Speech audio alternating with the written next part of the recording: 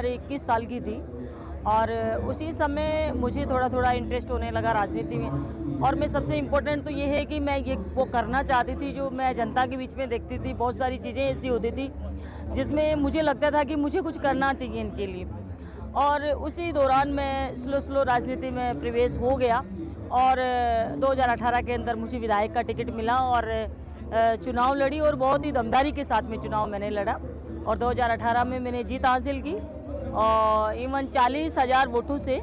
और second term मैंने अभी 2023 के अंदर भी चुनाव जीता विधायक का। प्रेरणा तो देखिए, जिस तरीके से संस्कार शुरू से थे, पारिवारिक पृष्ठभूमि पॉलिटिक्स में तो नहीं थी, लेकिन फिर भी ऐसी ब्रॉड सोच और विचारधारा और समाज के अंदर जो चीज़ें मुझे दिखाई देती थी उसी से मुझे प्रेरणा मिलती गई और मैं आगे बढ़ती गई।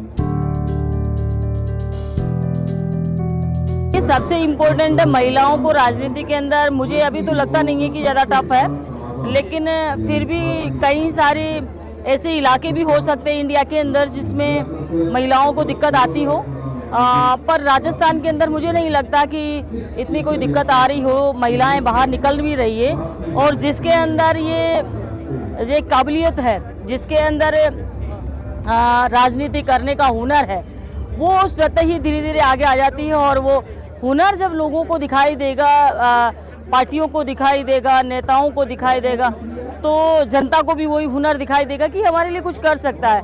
तो आपको ज़्यादा मेहनत करने की ज़रूरत नहीं है, एक बार लोगों को पता लगना चाहिए कि ये नेता हमारे लिए बहुत कुछ कर सकता है।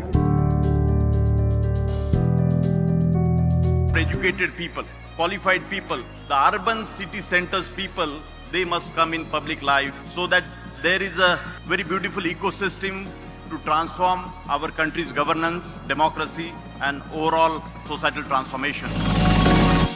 काबिलियत होगी, कॉन्फिडेंस पावर अच्छा होगा, तो वो ट्रेनिंग और ये चीज़ें कर रहे हैं उससे ज़्यादा मुझे लगता है कि अच्छा मिल सकता है, क्योंकि कहीं जगह प्लेटफॉर्म नहीं मिलने की वजह से भी हुनर दबा हुआ रह जाता है।